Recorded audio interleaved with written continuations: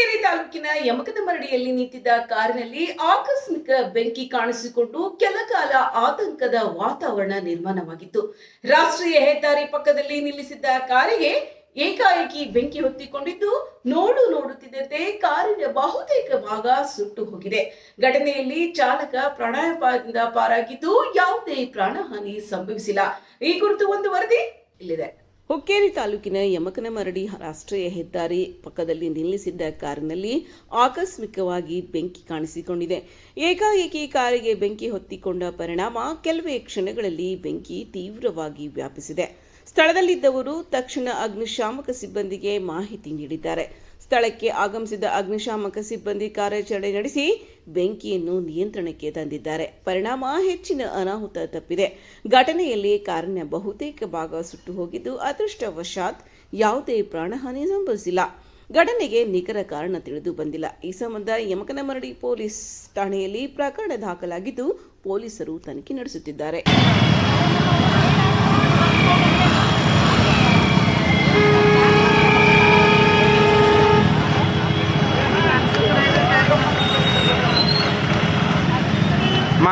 ಬೆಂಗಳೂರು ಗ್ರಾಮಾಂತರ ಜಿಲ್ಲಾಡಳಿತ ಭವನದ ಎದುರು ಆಶಾ ಕಾರ್ಯಕರ್ತೆಯರು ರಾಜ್ಯ ಸರ್ಕಾರದ ವಿರುದ್ಧ ಪ್ರತಿಭಟನೆ ನಡೆಸಿದ್ದಾರೆ. ಅನ್ಯ ಇಲಾಖೆಗಳ ಕೆಲಸಗಳಿಗೆ ತಮ್ಮನ್ನು ಬಳಸಿಕೊಳ್ಳಲಾಗ್ತಾ ಇದೆ ಎಂದು ಅಲ್ಲದೆ ಸಮಸ್ತ ಆಪ್ ಬಳಕೆಗೆ ಸೂಕ್ತ ತರಬೇತಿ ಹಾಗೂ ಪರಿಕರಗಳನ್ನು ಕೂಡ ನೀಡುತ್ತಿಲ್ಲ ಎಂದು ಆರೋಪಿಸಿದ್ದಾರೆ. ಕೆಲಸ ನಿರಾಕರಿಸಿದರೆ ಅಧಿಕಾರಿಗಳ ಕಿರುಕುಳ ನೀಡುತ್ತಿದ್ದಾರೆ ಮತ್ತು ಎಫ್ಐಆರ್ ಬೆದರಿಕೆ ಹಾಕುತ್ತಿದ್ದಾರೆ ಎಂದು ಆಕ್ರೋಶ ವ್ಯಕ್ತಪಡಿಸಿದ್ದಾರೆ. ಈ ಕುರಿತು ಒಂದು ವರದಿ ಇಲ್ಲಿದೆ ನೋಡಿ.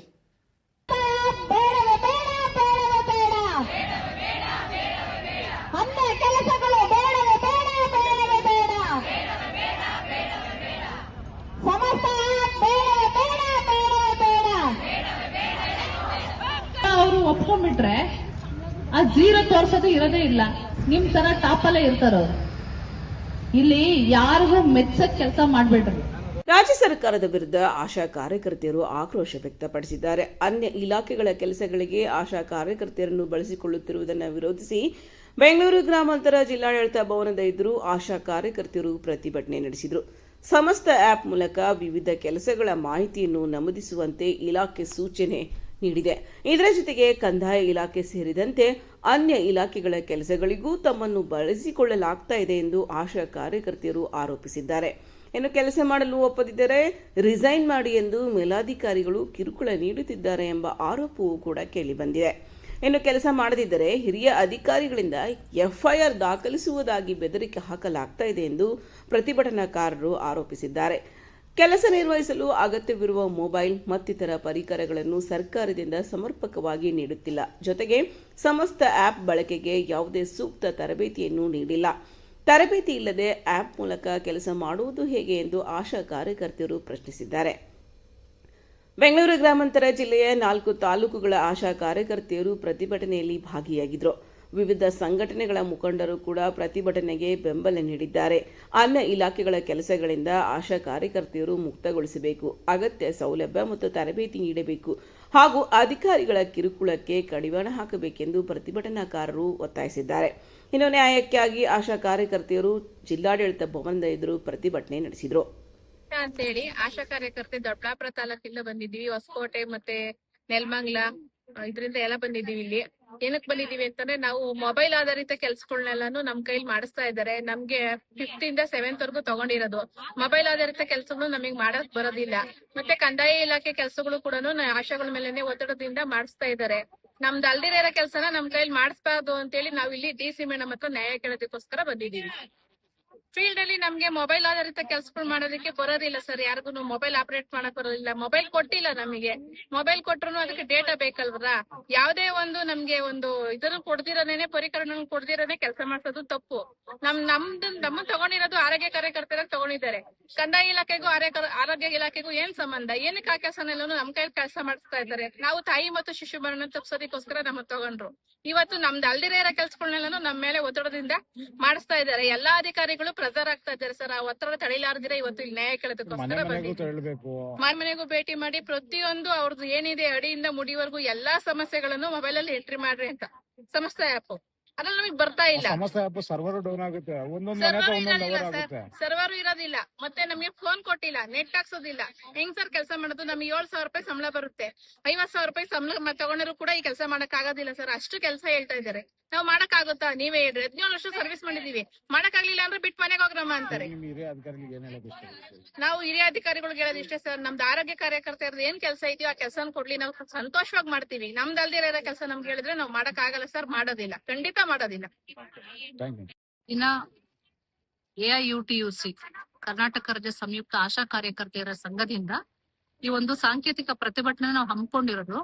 ಮುಖ್ಯ ಉದ್ದೇಶ ಅಂತ ಹೇಳಿದ್ರೆ ಮೊದಲನೇದಾಗಿ ಒಂದು ಸಮಸ್ತ ಆಪ್ ಅಂತ ಬಿಟ್ಟಿದ್ದಾರೆ, ಆರೋಗ್ಯ ಇಲಾಖೆನೆ ಬಿಟ್ಟಿರೋದು. ಸೊ ಅದ್ರಲ್ಲಿ ಹೇಳ್ತಾ ಇರೋದು ಆಶಾ ಕಾರ್ಯಕರ್ತೆಯರು ಎಲ್ಲ ಕೆಲ್ಸನ ಅದ್ರಲ್ಲಿ ಫೀಡ್ ಮಾಡ್ಬೇಕು ಅಂತ. ಸೊ ಇದ್ರಲ್ಲಿ ಬರೋ ಪ್ರಶ್ನೆ ನಮ್ಗೇನಂದ್ರೆ, ಮೊದಲನೇದಾಗಿ ಇವರಿಗೆ ಮೊಬೈಲ್ ಕೊಟ್ಟಿಲ್ಲ, ಆದ್ರೆ ಕೆಲಸ ಮೊಬೈಲ್ ಅಲ್ಲಿ ಮಾಡ್ಬೇಕು. ಎರಡನೇದಾಗಿ ಇದಕ್ಕೆ ಟ್ರೈನಿಂಗ್ ಇಲ್ಲ, ಆದ್ರೂ ಕೆಲಸ ಮಾಡ್ಬೇಕು. ಮೂರನೇದಾಗಿ ಅವ್ರು ಹೇಳ್ತಾ ಇರೋದು, ಇದನ್ನ ನೀವು RCH ಪೋರ್ಟಲ್ ಹಿಂದೆ ಎಲ್ಲ ತಪ್ಪು ಅಂತ ಹೇಳ್ತಿದ್ರಲ್ಲ ನೀವು, ಅದಕ್ಕೆ ಇದನ್ನ ನೀವೇ ಜವಾಬ್ದಾರಿ ತಗೊಂಡ್ಬಿಡ್ರಿ, ನೀವೇ ಮಾಡಿ, ನಿಮ್ ನ್ಯಾಯ ಸಿಕ್ಕುತ್ತೆ ಅಂತ ಹೇಳಿ ನಮ್ನ ಒಪ್ಸಕ್ ಹೋಗ್ತಾ ಇದಾರೆ. ಸೊ ನಾವ್ ಇನ್ನೊಂದ್ ಕೇಳ್ತಾ ಇರೋದಕ್ಕೆ ಇನ್ಸೆಂಟಿವ್ ಇಲ್ಲ, ಏನು ಇನ್ಸೆಂಟಿವ್ ಇಲ್ಲ, ಮೊಬೈಲ್ ಇಲ್ಲ, ಆದ್ರೂ ನಾವ್ ಕೆಲಸ ಮಾಡ್ಬೇಕು ಅಂದ್ರೆ ನಾವ್ ಬಿಟ್ಟಿ ಚಾಕ್ರಿಗೆ ಬಂದಿದೀವ ಅಂತ ಫಸ್ಟ್ ಪ್ರಶ್ನೆ ಕೇಳ್ತಾ ಇರೋದು. ಇನ್ನೊಂದು ಸೆಕೆಂಡ್ ಪಾಯಿಂಟ್ ಅಂದ್ರೆ, ಇವಾಗ ಕಂದಾಯ ಇಲಾಖೆ ಕೆಲಸನ ಇವ್ರಿಗೆ ವಹಿಸಿದ್ದಾರೆ ಸರ್. ಮನೆಗೆ ಹೋಗ್ಬಿಟ್ಟು ಜಾತಿ ಪ್ರಮಾಣ ಪತ್ರನ ಹಂಚ್ಬೇಕು ಅನ್ನೋದು. ಸೊ ಇಲ್ಲಿ ಹಂಚ್ಬೇಕು ಅಂತ ಹೇಳಿದ್ರೆ ಫಸ್ಟ್ ಬೇಸಿಕ್ ಪ್ರಶ್ನೆ, ಅನ್ಯ ಇಲಾಖೆ ಕೆಲಸ ಯಾಕೆ ಕೊಡ್ತೀರಾ? ನಾವು ಆರೋಗ್ಯ ಕಾರ್ಯಕರ್ತೆಯರು, ಆರೋಗ್ಯಕ್ಕೆ ಸಂಬಂಧಪಟ್ಟಿರೋದು ಹೇಳಿ, ನಾವು ಕೆಲಸ ಮಾಡಕ್ ರೆಡಿ ಇದೀವಿ. ಇಲ್ಲಿ ಬೇರೆ ಇಲಾಖೆಯವರು ತಂದು ನೀವು ನಮಗ್ ಕೊಟ್ರೆ ನಾವ್ ಯಾಕೆ ಮಾಡ್ಬೇಕು ಅಂತ ಪ್ರಶ್ನೆ ಕೇಳ್ತಾ ಇದೀವಿ. ಆಮೇಲೆ ಎರಡನೇದು, ಇವ್ರು ಪ್ರೋತ್ಸಾಹಧನದ ಮೇಲೆ ಕೆಲಸ ಮಾಡೋರು, ಅಂದ್ರೆ ಪೀಸ್ ಮೀಲ್, ಒಂದೊಂದು ಕೇಸ್ ತಂದ್ರೆ ನಮ್ಗೆ ಇಷ್ಟ ಅಮೌಂಟ್ ಅಂತ. ಇವಾಗ ನಾನ್ ಆ ಕಂದಾಯ ಇಲಾಖೆ ಕೆಲಸ ಮಾಡ್ತಾ ಕೂತ್ರೆ ನನಗೆ ಆಧಾರ ಏನು, ನನಗೆ ಊಟ ಕೊಡೋದ್ ಏನು? ಆ ಕೆಲ್ಸನೇ ಮರ್ತೋಗ್ಬಿಡ್ತೀನಲ್ಲ, ಆ ಕೆಲ್ಸಕ್ಕೆ ಯಾರು ಉತ್ತರ ಕೊಡೋದಿಲ್ಲ, ನಮಗೇನ್ ಫಿಕ್ಸ್ ಸ್ಯಾಲ್ರಿ ಅಂತ ಕೊಡೋದಿಲ್ಲ ಅದಕ್ಕೆ. ಸೊ ಕೊಡದೇನೆ ನೀವು ಕೆಲಸ ಮಾಡ್ಸೋದು ಎಷ್ಟು ನ್ಯಾಯ ಅಂತ ಕೇಳ್ತಾ ಇದೀವಿ ಸರ್ಕಾರಕ್ಕೆ ನಾವು. ಮೂರನೇ ಪಾಯಿಂಟ್ ಆಗಿ ಇದು ಕಂದಾಯ ಇಲಾಖೆ ಕೆಲಸ ಆಗಿರೋದು ಆರೋಗ್ಯ ಕಾರ್ಯಕರ್ತರ ಹತ್ರ ಯಾಕೆ ಮಾಡಿಸ್ತಾ ಇಲ್ಲ? ಬಿಟ್ಟಿ ಚಕ್ರಿ ನಾವ್ ಮಾಡಕ್ ರೆಡಿ ಇಲ್ಲ. ಆಮೇಲೆ ನಾವು ಕೇಳೋ ಮೊಬೈಲ್ ಅಲ್ಲಿ ಬೇರೆ ಕೆಲಸ ಮಾಡ್ಬೇಕು, ಇದು ಮೊಬೈಲ್ ಆಧಾರಿತ. ಹಂಚಿ ಮೊಬೈಲ್ ಅಲ್ಲಿ ಎಂಟ್ರಿ ಮಾಡ್ಬೇಕು. ಎಂಟ್ರಿ ಮಾಡೋದಕ್ಕೆ ನೀವೇನ್ ಪರಿಕರಗಳನ್ನ ಕೊಟ್ಟಿದ್ದೀರಾ, ಟ್ರೈನಿಂಗ್ ಕೊಟ್ಟಿದ್ದೀರಾ, ಅಮೌಂಟ್ ನ ಫಿಕ್ಸ್ ಮಾಡಿದ್ದೀರಾ? ಯಾವ್ದನ್ನೆಲ್ಲ ಬಿಟ್ಟಿ ಚಕ್ರಿ ಯಾಕೆ ಮಾಡ್ಬೇಕು ಅಂತ ಕೇಳಿದೀವಿ. ಇದು ನಾವು ಏಕಾಏಕಿ ಇಲ್ಲಿ ಬಂದು DC ಆಫೀಸ್ ಮುಂದೆ ಕೇಳ್ತಿಲ್ಲ ಸರ್. ಇದು ಇವತ್ತು ನಾವು ಎಲ್ಲಾ ತಾಲೂಕುಗಳಲ್ಲಿ ತಹಸೀಲ್ದಾರ್ಗೆ ಕೊಟ್ಟಿದೀವಿ ಲೆಟರ್ಗಳನ್ನ, THOಗಳಿಗೆ ಕೊಟ್ಟಿದೀವಿ, DHO ಗಮನಕ್ಕೆ ತಗೊಂಡ್ಬಂದಿದೀವಿ, ಕೊನೆಗೆ ಇಲ್ಲಿ ಬಂದು ಕೂತಿದೀವಿ. ಕೇಳೋ ಪ್ರಶ್ನೆ ಯಾವ್ದಕ್ಕೂ ಉತ್ತರ ಕೊಡಲ್ಲ ಸರ್. ಅಷ್ಟು ತಾಳ್ಮೆನೆ ಇಲ್ಲ ಉತ್ತರ ಕೊಡೋ ಅಂತದ್ದು. ಏನು ತಕ್ಷಣ ಕೇಳೋದೇನಂತಂದ್ರೆ, ನೀನ್ ಮಾಡಲ್ವಾ ಕೆಲ್ಸ, ಬಿಟ್ಟೋಗು, ಬರ್ಕೊಟ್ಬಿಡು, ಬಿಟ್ಟೋಗು, ಇಲ್ಲ FIR ನಿನ್ ಮೇಲೆ ಮಾಡ್ತೀನಿ. ಏನ್ ಇವ್ರೇನು ಕೊಲೆಗಾರರ ಸುಲಿಗೆ ಮಾಡ್ತಿದಾರೆ, ಏನ್ ಮಾಡ್ತಿದಾರೆ? ನ್ಯಾಯ ಕೇಳಕ್ ಬಂದವ್ರಿಗೆ ಈ ಪ್ರಜಾಪ್ರಭುತ್ವದಲ್ಲಿ ಅಷ್ಟು ವಾಯ್ಸ್ ಬೆಲೆ ಇಲ್ಲ ಅಂತಂದ್ರೆ ನಾವ್ ಯಾವ ವ್ಯವಸ್ಥೆಯಲ್ಲಿ ಬದುಕ್ತಾ ಇದೀವಿ ಅನ್ನೋ ಪ್ರಶ್ನೆ ಬರ್ತಾ ಇದೆ.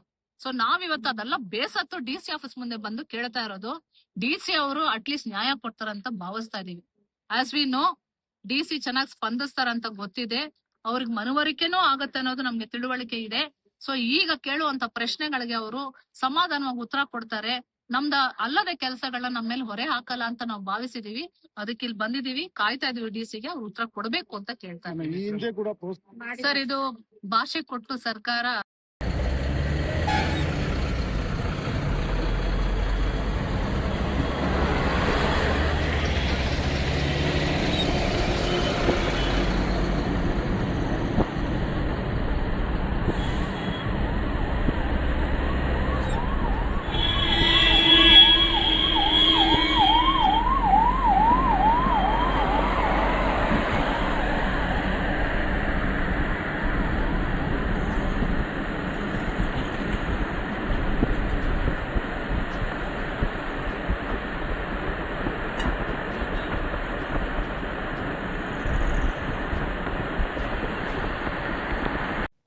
ತಾಲೂಕಿನ ಯಮಕನಮರಡಿಯಲ್ಲಿ ನಿಂತಿದ್ದ ಕಾರಿನಲ್ಲಿ ಆಕಸ್ಮಿಕ ಬೆಂಕಿ ಕಾಣಿಸಿಕೊಂಡು ಕೆಲ ಕಾಲ ಆತಂಕದ ವಾತಾವರಣ ನಿರ್ಮಾಣವಾಗಿತ್ತು.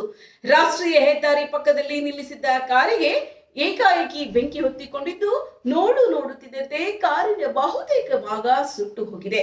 ಘಟನೆಯಲ್ಲಿ ಚಾಲಕ ಪ್ರಾಣಾಪಾಯದಿಂದ ಪಾರಾಗಿದ್ದು ಯಾವುದೇ ಪ್ರಾಣಹಾನಿ ಸಂಭವಿಸಿಲ್ಲ. ಈ ಕುರಿತು ಒಂದು ವರದಿ ಇಲ್ಲಿದೆ.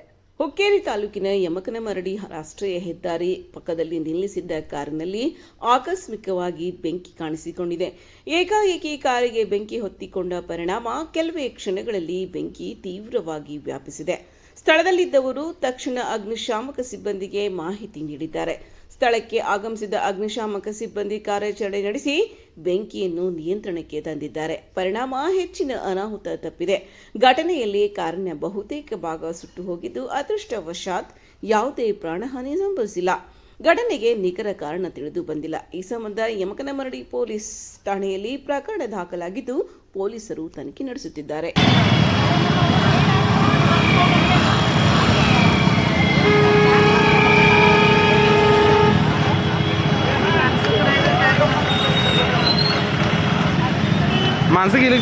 ಬೆಂಗಳೂರು ಗ್ರಾಮಾಂತರ ಜಿಲ್ಲೆಯ ನಂದಿಬೆಟ್ಟದಲ್ಲಿ ಆಗಸ್ಟ್ 9ರಂದು ದ್ವಿತೀಯ ಆವೃತ್ತಿಯ ನಂದಿ ಹಿಲ್ಸ್ ಮಾನ್ಸೂನ್ ಮ್ಯಾರಥಾನ್ ನಡೆಯಲಿದೆ. ಯುವ ಸಬಲೀಕರಣ ಮತ್ತು ಕ್ರೀಡಾ ಇಲಾಖೆ, ಬೆಂಗಳೂರು ಗ್ರಾಮಾಂತರ ಹಾಗೂ ಚಿಕ್ಕಬಳ್ಳಾಪುರ ಜಿಲ್ಲಾಡಳಿತ, ಜೆ ರನ್ನರ್ಸ್ ಅಕಾಡೆಮಿ ಮತ್ತು ದಿವ್ಯಶ್ರೀ ಅವರ ಸಹಯೋಗದಲ್ಲಿ ಈ ಮ್ಯಾರಥಾನ್ ಆಯೋಜಿಸಲಾಗಿದೆ. ಈ ಕುರಿತು ಒಂದು ವರದಿ ಹೇಳಿದೆ. ನೈಸರ್ಗಿಕ ಸೌಂದರ್ಯ, ಐತಿಹಾಸಿಕ ಹಿನ್ನೆಲೆ, ಮಳೆಗಾಲದ ಆಹ್ಲಾದಕರ ವಾತಾವರಣ ಇವೆಲ್ಲದರ ನಡುವೆ ನಂದಿಬೆಟ್ಟದಲ್ಲಿ ನಡೆಯಲಿದೆ ರೋಚಕ ಮಾನ್ಸೂನ್ ಮ್ಯಾರಥಾನ್.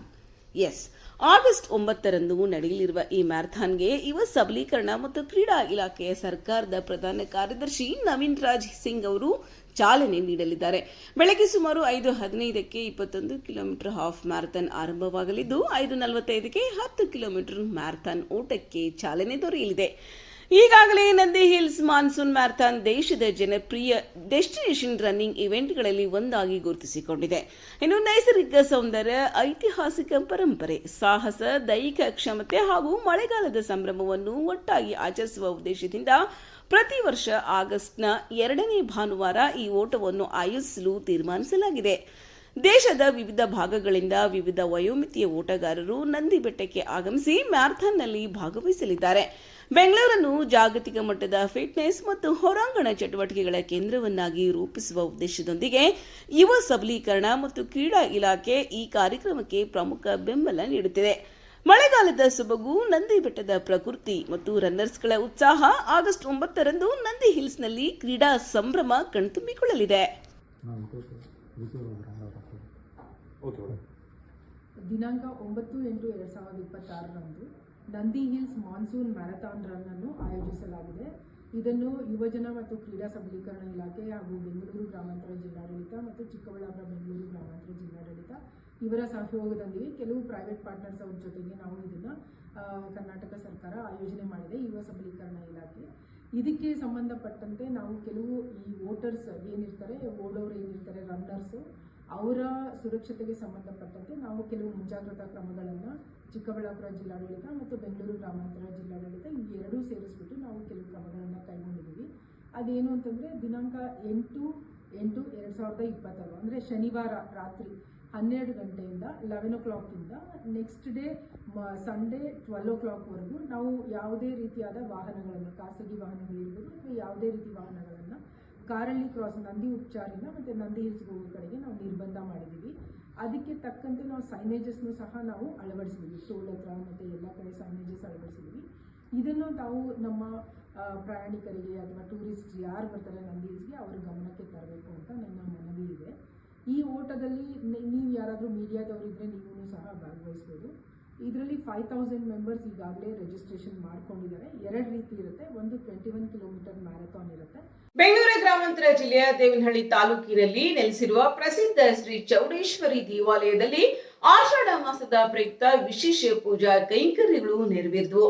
ಆಷಾಢ ಮಾಸದ ಕೊನೆಯ ಶುಕ್ರವಾರದ ಅಂಗವಾಗಿ ದೇವಿಗೆ ವಿವಿಧ ಫಲಪುಷ್ಪಗಳಿಂದ ವಿಶೇಷ ಹಣ್ಣಿನ ಅಲಂಕಾರ ಮಾಡಲಾಗಿತ್ತು. ಭಕ್ತರೆಲ್ಲರೂ ದೇವಿಯ ದರ್ಶನ ಪಡೆದು ಪುನೀತರಾದರು. ಈ ಕುರಿತು ಒಂದು ವಿಶೇಷ ವರದಿ ಇಲ್ಲಿದೆ. ಇದೀಗ ಆಷಾಢ ಕೊನೆಯ ಶುಕ್ರವಾರದಂದು ದೇವಿಗೆ ವಿವಿಧ ಬಗೆಯ ಹಣ್ಣು ಹಾಗೂ ಫಲಪುಷ್ಪಗಳಿಂದ ಮನಮೋಹಕ ಅಲಂಕಾರ ಮಾಡಲಾಗಿತ್ತು. ಈ ಸಂದರ್ಭದಲ್ಲಿ ಸುಮಂಗಲಿಯರು ದೇವಿಗೆ ಕುಂಕುಮಾರ್ಚನೆ ಸಲ್ಲಿಸಿ ವಿಶೇಷ ಪೂಜೆ ನೆರವೇರಿಸಿದರು. ಹರಕೆ ತಾಯಿ ಎಂದೇ ಪ್ರಸಿದ್ಧಿ ಪಡೆದಿರುವ ಶ್ರೀ ಚೌಡೇಶ್ವರಿ ದೇವಿಯ ದರ್ಶನಕ್ಕಾಗಿ ದಿನದಿಂದ ದಿನಕ್ಕೆ ಭಕ್ತರ ಸಂಖ್ಯೆ ಹೆಚ್ಚಾಗುತ್ತಿದೆ. ತಮ್ಮ ಇಷ್ಟಾರ್ಥಗಳು ಈಡೇರಲಿ ಎಂದು ಹರಕೆ ಹೊತ್ತು ರಾಜ್ಯದ ವಿವಿಧ ಭಾಗಗಳಿಂದ ಮಾತ್ರವಲ್ಲದೆ ಹೊರ ರಾಜ್ಯಗಳಿಂದ ಭಕ್ತರು ದೇವಾಲಯಕ್ಕೆ ಆಗಮಿಸಿ ದರ್ಶನ ಪಡೆಯುತ್ತಿದ್ದಾರೆ. ಮಾಡಿದ್ದಾರೆ. ಇನ್ನು ದೇವಾಲಯದಲ್ಲಿ ಪ್ರತಿ ಮಂಗಳವಾರ ಹಾಗೂ ಶುಕ್ರವಾರ ಭಕ್ತರಿಗಾಗಿ ಅನ್ನದಾಸೋಹದ ವ್ಯವಸ್ಥೆ ಮಾಡಲಾಗಿದೆ. ಆಷಾಢ ಮಾಸದ ಕೊನೆಯ ಶುಕ್ರವಾರದ ವಿಶೇಷ ಪೂಜೆ ಹಿನ್ನೆಲೆಯಲ್ಲಿ ದೇವಾಲಯದಲ್ಲಿ ಭಕ್ತಿ ಭಾವದ ವಾತಾವರಣ ನಿರ್ಮಾಣವಾಗಿತ್ತು. ಚೌಡೇಶ್ವರಿ ದೇವಿಗೆ ವಿಶೇಷವಾದ ದೇವನಹಳ್ಳಿ ಚೌಡೇಶ್ವರಿ ಅಂದ್ರೆ ನಿಜವಾಗ್ಲೂ ಒಂಥರ ಇವಾಗ ನೋಡಿ ನೀವು ಸಾವಿರಾರು ಜನ ಬಂದಿದ್ದಾರೆ, ನೂರಾರು ಜನ ಹೆಣ್ಮಕ್ಳು ಕುಂಕುಮಾರ್ಚನೆಯನ್ನ ಮಾಡ್ತಾ ಇದ್ದಾರೆ. ಬೆಳಿಗ್ಗೆಯಿಂದ ಸಾವಿರಾರು ಜನ ಅಮ್ಮನವ್ರ ದರ್ಶನ ಮಾಡಿದ್ದಾರೆ. ಇವತ್ತು ಎಲ್ಲ ಒಂದೊಂದು ದಿವಸ ಒಂದೊಂದು ಅಲಂಕಾರ ಆಗಿದೆ. ಇವತ್ತು ಬಹಳ ವಿಶೇಷವಾಗಿ ಹಣ್ಣು ಅಲಂಕಾರ, ಪ್ರಪ್ರಥಮ ಬಾರಿಗೆ ಹಣ್ಣರ ಅಲಂಕಾರ, ಕಳೆದ ಬಾರಿ ಪ್ರಪ್ರಥಮ ಬಾರಿಗೆ ಬಳೆ ಅಲಂಕಾರ, ಅದರಿಂದ ಪ್ರಪ್ರಥಮ ಬಾರಿಗೆ ಲಡ್ಡು ಅಲಂಕಾರ, ಅದರಿಂದ ಪ್ರಪ್ರಥಮ ಬಾರಿಗೆ ವೀಳ್ಯದೆಲೆ ಅಲಂಕಾರ. ಈಗ ಈ ಆಷಾಢ ಮಾಸದಲ್ಲಿ ಎಲ್ಲ ಹೊಸ ಅಲಂಕಾರಗಳನ್ನು ನಾವು ಮಾಡಿದ್ವಿ. ಹೀಗಾಗಿ ಭಕ್ತರಿಗೆ ಅರ್ಕೆ ಚೌಡೇಶ್ವರಿ ಅಂತ ಹೇಳಿ ಅದು ಅರ್ಕೆಯನ್ನ ಅದು ಬಂದಿರ್ತಕ್ಕಂತ ಎಲ್ಲ ಭಕ್ತರ ಈಡೇರಿಸಿ ಅರ್ಕೆ ಚೌಡೇಶ್ವರಿ ಆಗಿದೆ. ಪ್ರತಿ ಶುಕ್ರವಾರ ಕೂಡ 10:30 12 ಗಂಟೆಗೆ ರಾಹುಕಾಲದಲ್ಲಿ ಅಭಿಷೇಕ ಆಗುತ್ತೆ. ಅದಾದ್ಮೇಲೆ ಆನಂದವಾಗಿ ಎಲ್ಲರಿಗೂ ಕೂಡ ಅರ್ಕೆಯನ್ನ ಸಲ್ಲಿಸಲಿಕ್ಕೆ ಎಲ್ಲ ಅವಕಾಶವನ್ನ ಕಲ್ಪಿಸಿದ್ವಿ. ಅವ್ರಿಗೆ ಕುಂಕುಮಾರ್ಚನೆ ಮಾಡಿರ್ತಕ್ಕಂಥ ಒಂದು ಕಾಯಿನನ್ನ ಕೊಡ್ತೀವಿ. ಆ ಕಾಯಿನನ್ನ ಇಟ್ಕೊಂಡು ಮನೆಯಲ್ಲಿ ಪೂಜೆ ಮಾಡಿದ್ರೆ ಅವ್ರದ್ದೇನಿದೆ ಅರ್ಕೆ ತೀರಿದ ಮೇಲೆ ಬಂದು ಮಾಡ್ತಕ್ಕಂಥದ್ದು. ಅಕ್ಷಯ ತದಿಗೆ ಮಹಾದಿನದಂದು ಪ್ರತಿಷ್ಠಾಪನೆ ಆಗಿರ್ತಕ್ಕಂಥ ತಾಯಿ ಹೀಗೆ ಭಕ್ತರನ್ನ, ಸಾವಿರಾರು ಭಕ್ತರನ್ನ ಒಂದು ತಮ್ಮ ಇದಕ್ಕೆ ಎಳ್ಕೊಳ್ತಾ ಇದೆ. ಅದು ಈ ಬಾರಿ ಸ್ವಲ್ಪ ಸೋಷಿಯಲ್ ಮೀಡಿಯಾದಲ್ಲೆಲ್ಲ ಸ್ವಲ್ಪ ಬಹಳ ಸುದ್ದಿಯಾಗಿ ದೇವಿ ಬರೀ ದೇವನಹಳ್ಳಿ ಮಾತ್ರ ಅಲ್ಲ, ಬೆಂಗಳೂರು ಗ್ರಾಮಾಂತರ ಜಿಲ್ಲೆ ಮಾತ್ರ ಅಲ್ಲ, ಬೇರೆ ಎಲ್ಲಾ ಕಡೆಯಿಂದನೂ ಬಂದು ದೇವಿ ದರ್ಶನವನ್ನ ಮಾಡ್ತಾ ಇದ್ದಾರೆ. ಬಹಳ ಬಂದಿರತಕ್ಕಂತ ಭಕ್ತರು ಆನಂದವಾಗಿ ತಮ್ಗೆ ಅನುಭವಗಳನ್ನು ಕೂಡ ಹೇಳ್ತಾ ಇದ್ದಾರೆ. ಬೆಳಿಗ್ಗೆ ಒಂದು ಹೆಣ್ಮಗು ನಮ್ಗೆ ಕಣ್ಣು ಇನ್ಫೆಕ್ಷನ್ ಆಗಿತ್ತು, ನಾವು ಡಾಕ್ಟರ್ ಹತ್ರ ಹೋದ್ವಿ, ಆಗಿರ್ಲಿಲ್ಲ. ಅಮ್ಮನ ಹತ್ರ ಬಂದು ಅರಕೆ ಮಾಡ್ಕೊಂಡ್ವಿ. ನಾವು ಒಂದು ವಾರದಲ್ಲಿ ಅಮ್ಮ ಮೇಲ್ ಮಾಡ್ತು ಅಂತ ಅವರು ಭಕ್ತಿಯಿಂದ ಹೇಳಿದ್ರು.